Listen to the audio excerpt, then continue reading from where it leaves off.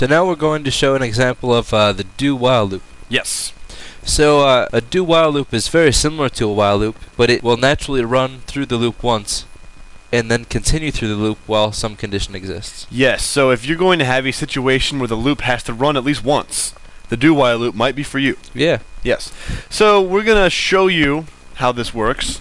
Okay, so let's define a boolean and an integer. That sounds good to me. So we'll do bool a equals true. Sure. True. And then int b Equals 0. equals 0. Alright. So now what we'll do is we'll do the following. Do, and then we got to do open block, close block, and While, and we'll say end it with the semicolon. Definitely end it with semicolon. This is the basic structure of a do-while loop, and this is pretty much the same with about any programming language that you use. Alright, so let me uncheck these lines here. Okay, so what we'll do is we'll increment b by 1. Inside the do-while loop? Yep. So right here? Yep. b plus plus? Yep.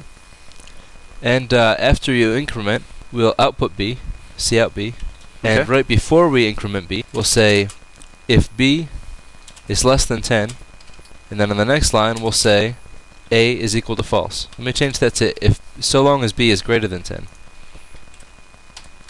So this will keep incrementing b up until it hits 10. When it hits 10, a becomes false. That is not true. When it hits 11, a Correct. becomes false. Touche. Because it's not including 10, it's if it's greater than 10, which would be 10.1 or higher. Right. Yes. Or yes. So now the while condition, we're going to check to make sure a is true.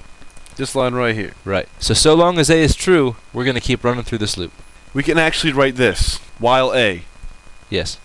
Instead of writing while a equals true, we can write while a. So this is basically saying while true, while true, while true, while true. Right. So if it's false, we can actually do the opposite here. If we could do while not a, Right. which we're saying if it's not true. Right. But see, now we're going to check to see while this condition is true, rock and roll. So let's predict the output before we run this real quick. Let's start from the do, and we'll go all the way down to the while. I just like using the red highlighter. Yeah, it's kind of nice. Yeah. So let's start with this block of code. Brian, talk to me from the top. Okay, so we'll start out a is true, b is 0. So we'll run through this once. Is b greater than 10? No, it's not. Skip that line. Increment b. b is now 1. We'll output b, and since a is still true, we'll do it again. And so now b is 1. It's not greater than 10. Keep going, keep going, keep going.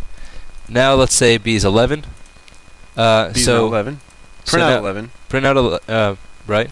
Check to see if it's true. Right, so which it still is at this point. It has to go through again, see that it's 11, switch it to false. You're right. And then it'll check to see if it's 11. So what is the last number that will output? It'll be 12. Increment it. Right. We print it out, and then we exit. So now we'll do while. Let's make a dash in between those so it doesn't look like it says dwal. 12! Yay! All right. Yes! So if we wanted it to stop at 11, we could say if a is equal to false, and then after that we'll say else b plus plus. Else. And then we'll block the rest of the code. Yeah. So we'll do block. Space these over for prettiness.